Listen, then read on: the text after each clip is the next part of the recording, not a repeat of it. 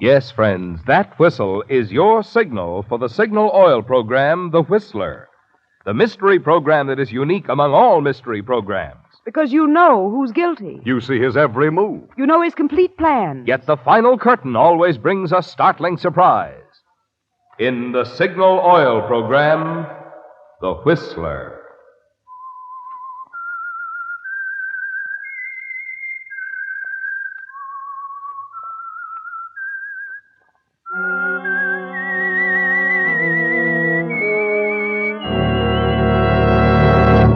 I am the Whistler, and I know many things, for I walk by night. I know many strange tales hidden in the hearts of men and women who have stepped into the shadows. Yes, I know the nameless terrors of which they dare not speak. Yes, friends, it's The Whistler for the tops in entertainment. And for the tops in gasoline quality, it's Signal. It takes extra quality, you know, to give you extra mileage.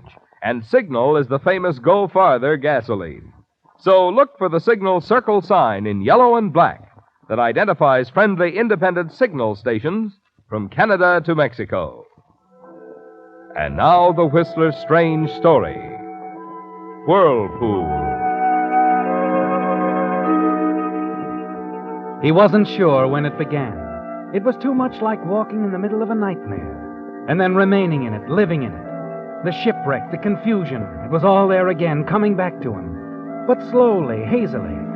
And there was a strange buzzing in his ears, pressure and the sound of the sea, a whirlpool of confusion.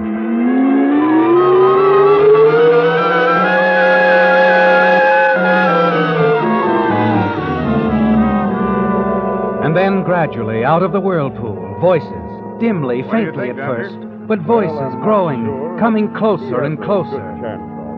Is he coming around? He'll be all right, Captain. It's the shock, his exhaustion.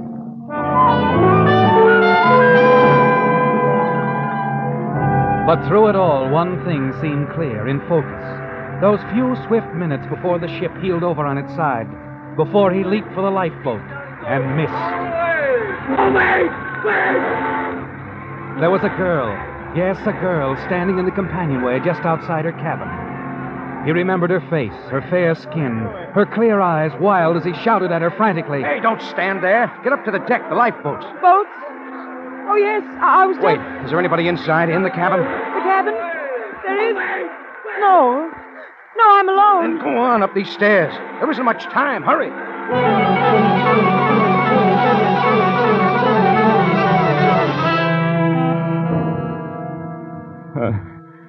Much time. Devil? Isn't much time. Yeah. Poor Devil's going through it all over again. He's better, though. He's coming around, Captain. Hastings. Mr. Hastings. What? Mr. Hastings, now, you're safe.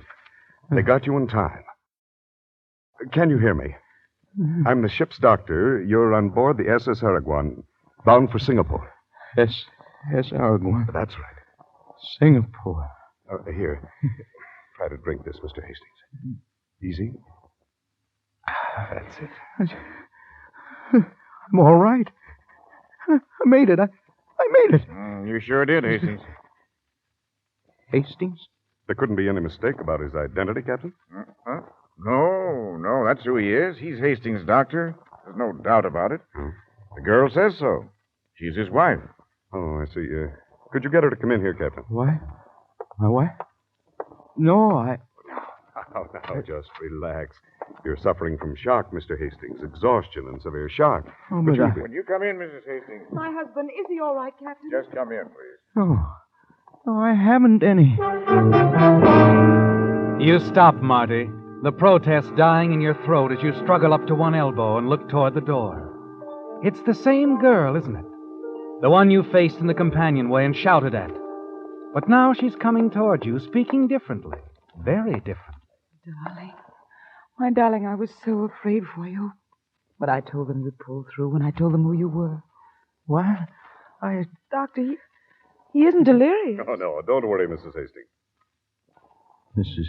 Hastings. Yes, dear. Doc, Oh, yes, Mr. Hastings? would you leave us alone a minute? Oh, why, surely. I want to want to be with my wife. Certainly. Captain, we'll wait out on deck. Anything you say. Okay.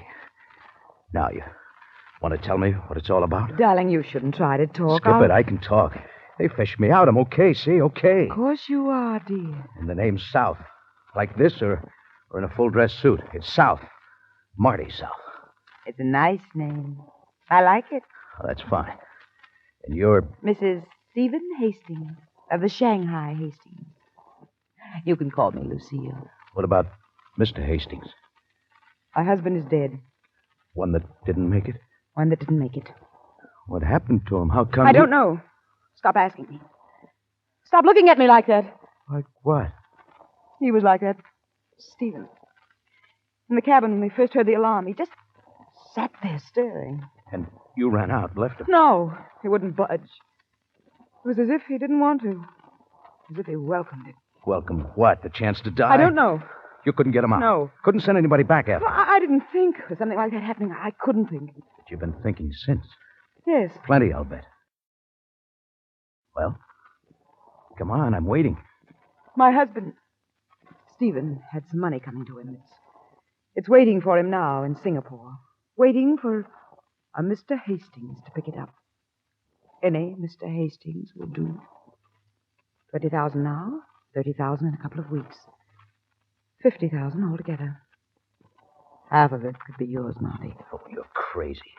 To begin with, how can you pass me off as your husband here on board? There were quite a few survivors, I've heard. Nobody knew him. He stayed in his cabin half the voyage. Most of the others were picked up by the Khalifa. Oh, we'll see them in Singapore. No, we won't. The Khalifa's heading for the United States, and we don't know a soul in Singapore. Where does this money come from?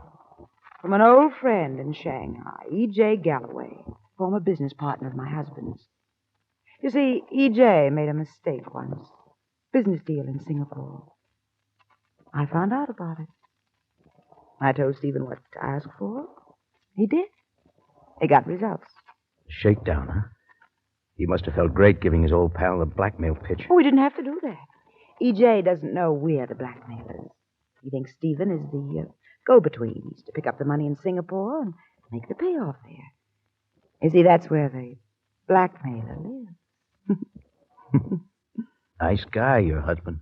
He was, as a matter of fact, but weak. Terribly weak. No, he almost got sick sometimes just thinking about it, about blackmailing his old friend. And why'd he go ahead with it? He liked me. Why? Oh, no, you don't mean that. I can be quite appealing. Maybe. To guys like Stephen Hastings. Not to guys like Marty South. You guessed it. Now, how about running along? All right. Oh, wait a minute. Yes? That boat, when it was sinking, did somebody come up to you, ask if there was anybody else in the cabin? I don't remember. With excitement, you know. Yeah, I know. Okay. That's all for now. That's all for any time. We'll see. If you get lonesome for me, darling, Stephen, just tell the doctor.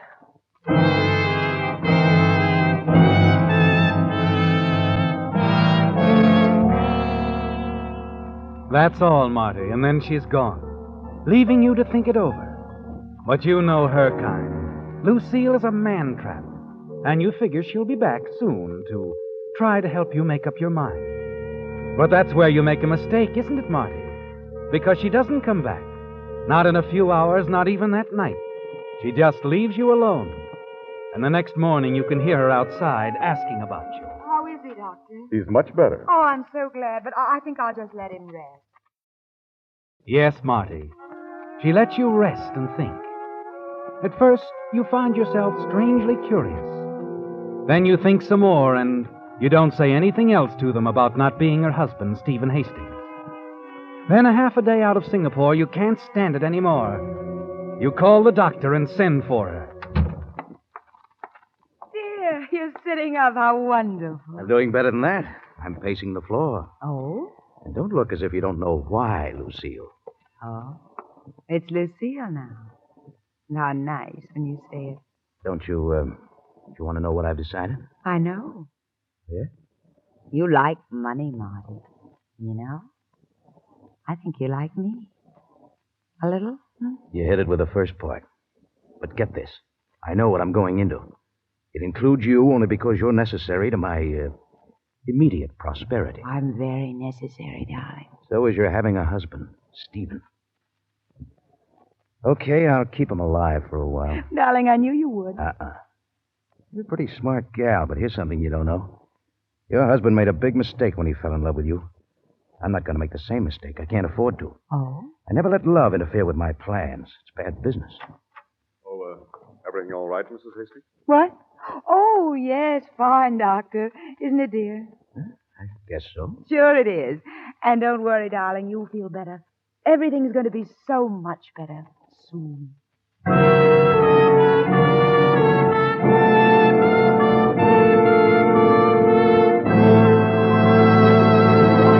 With the prologue of Whirlpool, the Signal Oil Company brings you another strange story by The Whistler. But now, since this is only our second broadcast at this new Sunday evening time, I have a message especially for you new friends of The Whistler. If you've lived out west any length of time, you know that Signal is known from Canada to Mexico as the Go Farther gasoline. Now, naturally, we're mighty proud of Signal's famous mileage, but even more so, we're proud of the extra efficiency today's Signal gasoline coaxes from your motor, which makes such mileage possible. For when your motor runs more efficiently, you also enjoy quicker starting, faster pickup, and smoother knock-free power, the things which make driving more fun. That's why folks who want superior performance, as well as those who insist on mileage, are both switching to Signal. They've discovered that to get the tops in gasoline quality, there are just two things to remember. One, in gasoline, it takes extra quality to go farther. And two, Signal is the famous Go Farther gasoline. Now, back to the Whistler.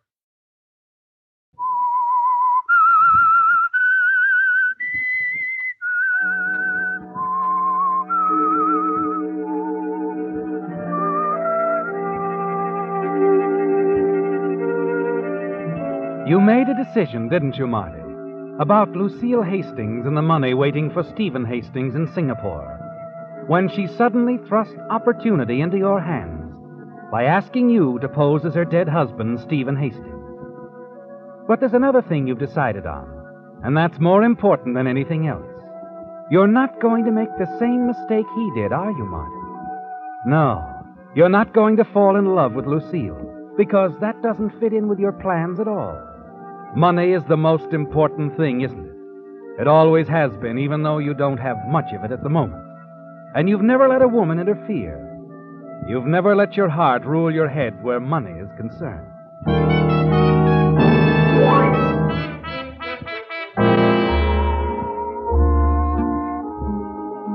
The next night in Singapore, the two of you move easily around the dance floor of the Port Plaza Hotel. A devoted married couple, Mr. and Mrs. Stephen Hastings. You dance well, dear. Stephen's learned to dance better? Oh, very much better. Maybe the poor guy was tired. He had a right to be. I think we should stop talking about that. Well, suits me. Let's talk about when we go to work. See, I think we'd best wait a day or two. You can go there Wednesday for the first payment. Uh-huh. The second will be ready in a couple of weeks. EJ couldn't raise it all at once. Where do I go? I'll have to look at EJ's letter again for the exact address. It's a little tailor shop somewhere on Ponderosa Street. You don't have to look again. Not with that memory. It's a tailor shop. Why Wednesday? No reason. I just think it's best. All right? Maybe it is. Maybe it isn't. I don't get all this mystery. There isn't any mystery, I told you. If Galloway stood still for a 50-grand shakedown, why didn't he just give it to you or send it to you direct? Why all this movie stuff? This was my idea, not EJ's. You see, in case EJ couldn't raise the money or changed his mind or decided to talk with the authorities, I thought it would be much better for me if I were far away. With me for the fall guy if anything goes wrong here. Nothing can go wrong here. There's no crime in having your coat pressed. What do I do when I get to this tailor shop? Like I said, you just have your coat pressed. You can wait for it if you want to. Tell them you're Mr. Hastings. What if they want proof? They can call the hotel and ask Mrs. Hastings, but they won't. Relax, darling. Sorry, I can't relax. Not till I've had my coat pressed.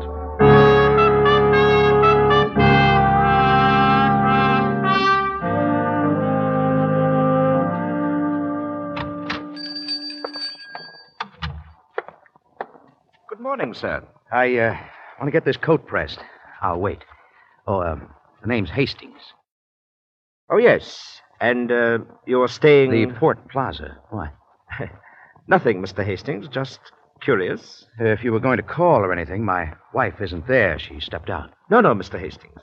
The coat, please. I'll have it for you right away. Good. You watch the proprietor of the little tailor shop as he takes your coat, moves off toward the back of the establishment. You look around nervously, ready to run for it if anything goes wrong. But nothing does, Marty. He's back in a matter of minutes, handing the freshly pressed coat across the counter. You pay him and slip it on and feel the bulge of a heavy envelope in the inside pocket. Satisfactory, sir? I think so, thanks. Will you be dropping in again? Yeah, sure. Perhaps if you'd call the day before. Call. Okay. We'll give you quick service, sir. Good morning.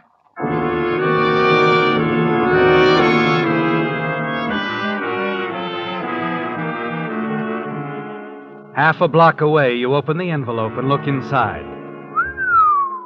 It's there, Marty. $20,000 in crisp, unmarked bills. Half of it yours. The payoff, just as Lucille described it. You smile as you put it away, because you're thinking how easy it would be to quit right now. Walk out on Lucille, cold. But there's still another payoff.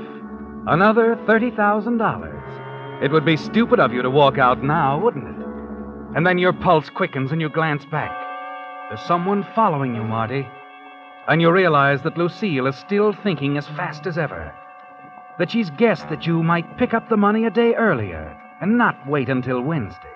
You turn, hurry down the street on your way back to the hotel.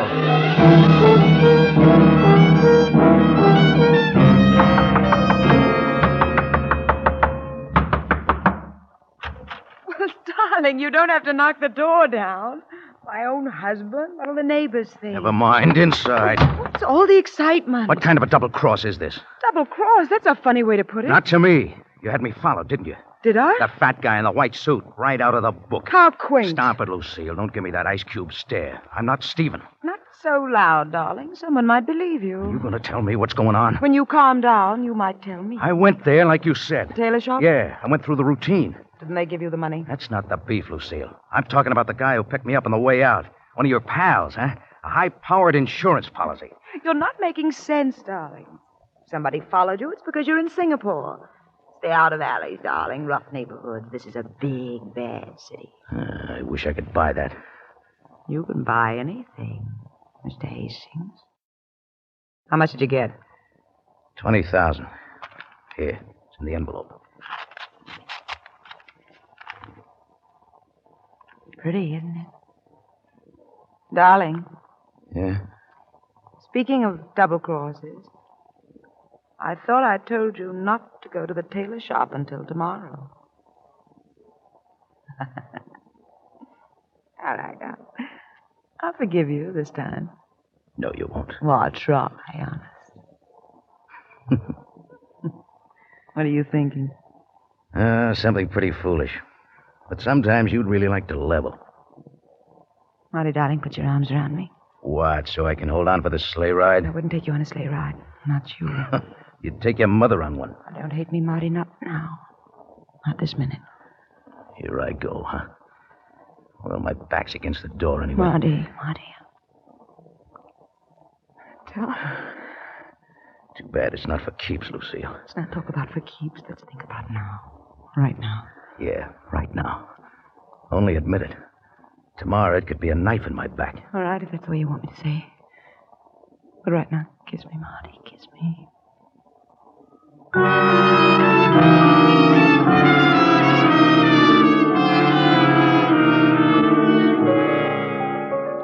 Your mind is spinning as you leave her, Marty. Go down to the cocktail bar for a drink, and then another one. In a way, it's like fighting up to the surface, isn't it? Trying to struggle out of the whirlpool that keeps pulling you down. You're afraid, aren't you, Marty? Because the one thing you've tried to guard against is happening. Slowly, surely, you're falling for her, and you know what it can mean.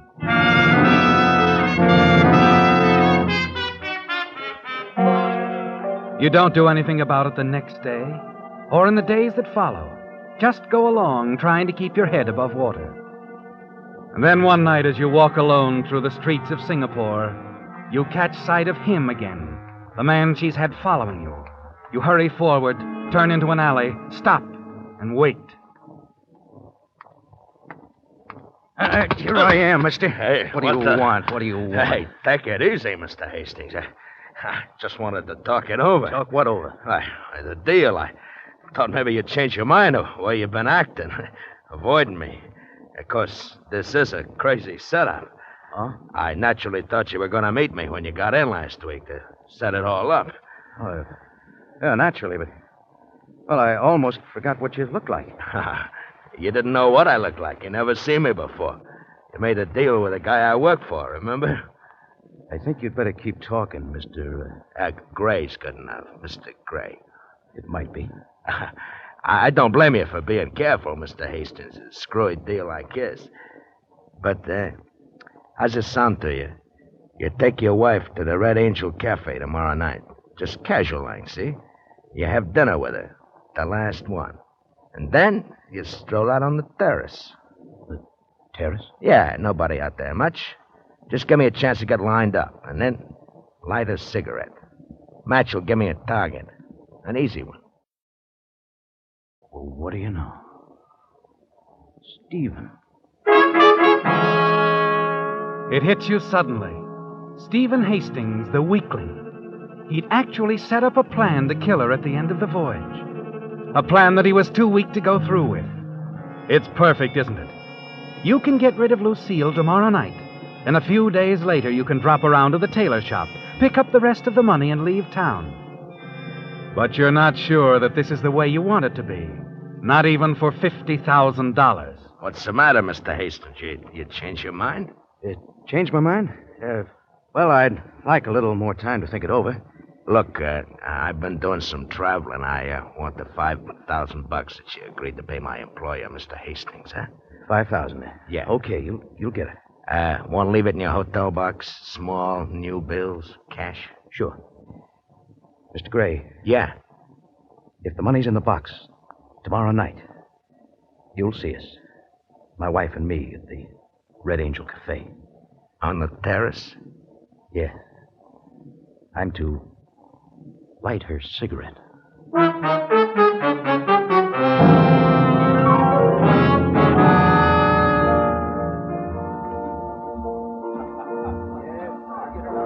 Darling, how did you know about this place? The Red Angel? Mm-hmm. Oh, I heard somebody mention it. Like it? Very much.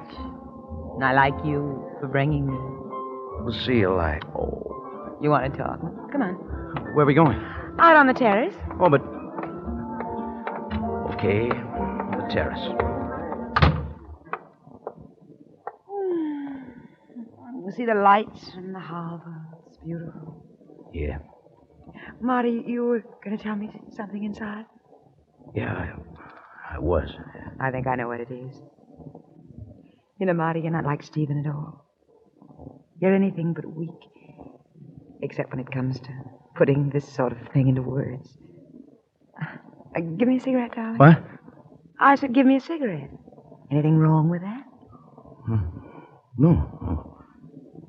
Nothing wrong. Yeah, here you are.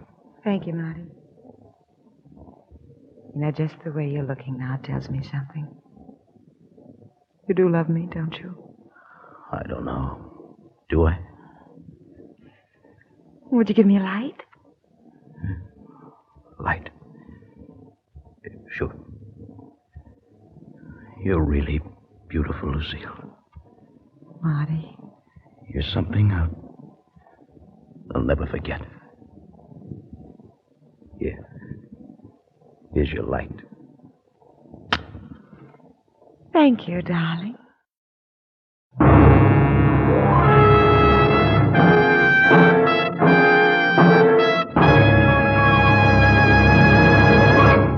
The Whistler will return in just a moment with a strange ending to tonight's story.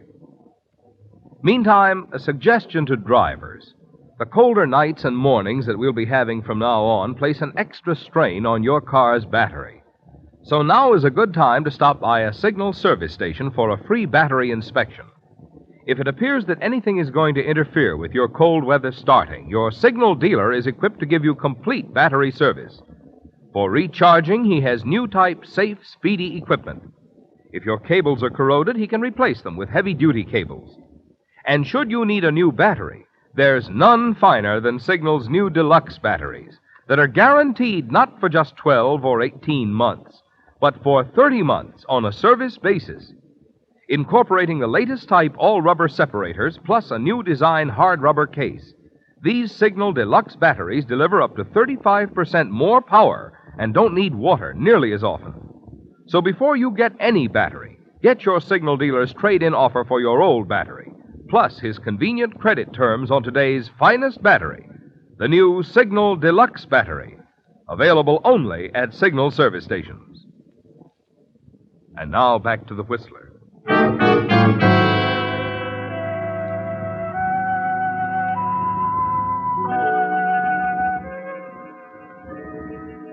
It was like a whirlpool, the shipwreck, the swirling waters. Marty South fighting his way through the sea, awakening to find a new life and wealth placed in his hands by Lucille Hastings.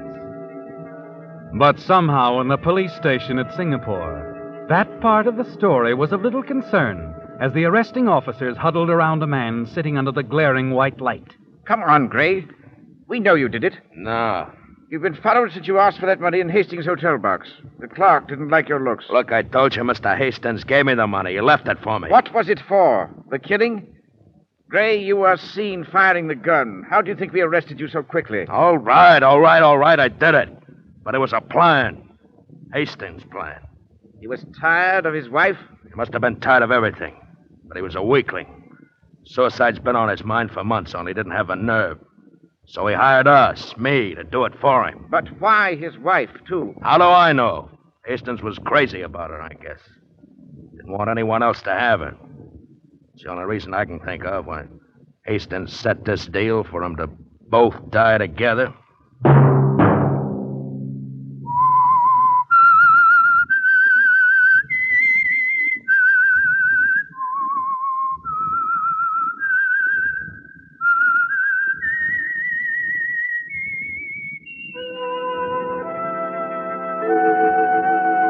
Let that whistle be your signal for the Signal Oil program, The Whistler, each Sunday night at the same time. Brought to you by the Signal Oil Company, marketers of Signal gasoline and motor oil and fine quality automotive accessories. Signal has asked me to remind you, to get the most driving pleasure, drive at sensible speeds, be courteous, and obey traffic regulations. It may save a life, possibly your own.